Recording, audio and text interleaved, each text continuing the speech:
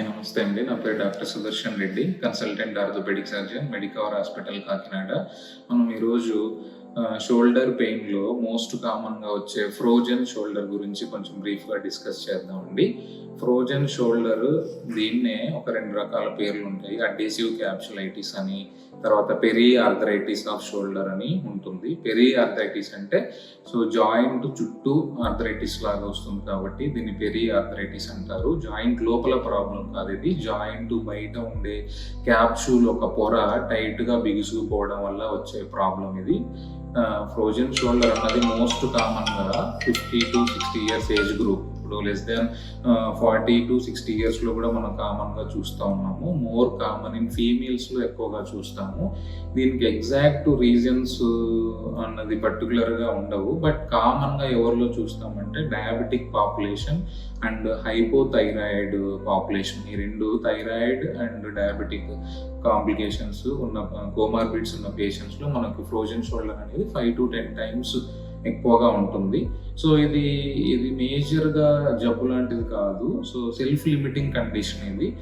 మనము డయాగ్నోసిస్ కొంచెం త్వరగా చేసుకొని follow up under orthopaedician and physiotherapist ఉంటే రెగ్యులర్గా మనకు ఈ ప్రాబ్లం నుంచి మనము బయటపడవచ్చు.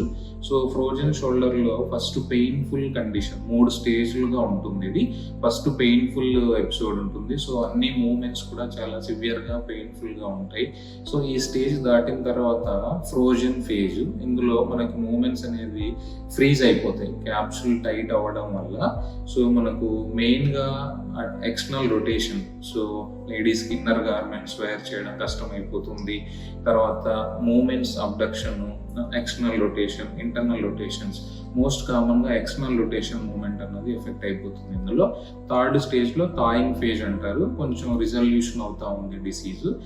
ఈ ప్రాబ్లం వచ్చినప్పుడు ఎలా ఐడెంటిఫై చేయాలి? Basic investigation x-ray. ఆర్థోపెడిక్స్లో ఎక్స్రే తీసిన తర్వాత మనం అడ్హెసివ్ క్యాప్సులైటిస్ ఎక్స్రేలో కనిపిస్తుందని కాదు.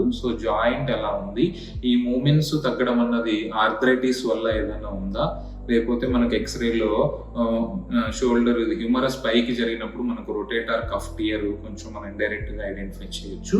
అదేమన్నా ఉందని మనం ఎక్స్రే ద్వారా బేసిక్ ఇన్వెస్టిగేషన్ మనం చేస్తాము.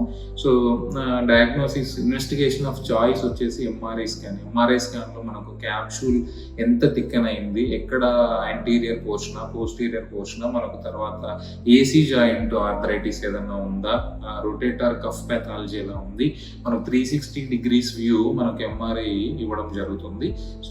Ideal investigation of choice is MRI shoulder. దీనికి ట్రీట్మెంట్ ఇనీషియల్గా మనం పెయిన్ కిల్లర్స్, NSAIDs ఇస్తాము. తర్వాత ఇప్పుడు స్టీరాయిడ్ ఇంజెక్షన్స్ కొంచెం ప్లేయింగ్ ఏ గుడ్ రోల్. కొంచెం పెయిన్ అనేది అగ్రెసివ్గా తగ్గుతుంది అనమాట. Steroid injection into shoulder joint and AC joint ఇవ్వడం వల్ల పెయిన్ తగ్గుతుంది. నెక్స్ట్ మోస్ట్ ఇంపార్టెంట్ థింగ్ ఏంటంటే ఫిజియోథెరపీ. ఫిజియోథెరపీ అనేది ఫిజియోథెరపీ ఎక్స్పర్ట్ కింద చేసుకోవాల్సి వస్తుంది.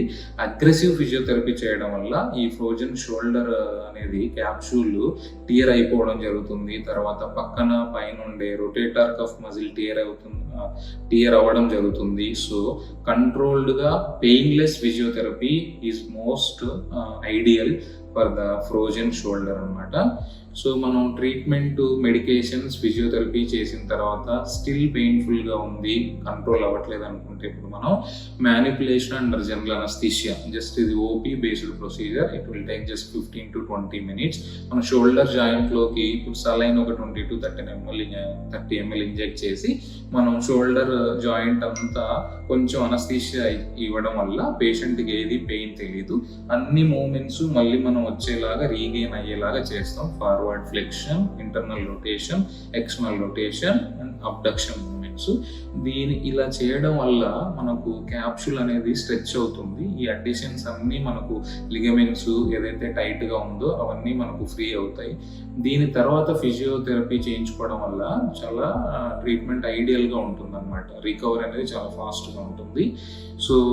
ఇప్పుడు అడ్వాన్స్డ్ ఇంకా ఏదొచ్చింది, ఆర్థ్రోస్కోపీ. షోల్డర్ జాయింట్లోకి ఒకటి మనం కెమెరా ఇన్సెట్ చేసి 1 more పోర్టల్ నుంచి మనము RF ప్రోబ్, రెండు చిన్న బొక్కల ద్వారా మనం క్యాప్సూల్ ఎక్కడైతే టైట్గా ఉందో యాంటీరియర్ క్యాప్సూల్ రిలీజ్.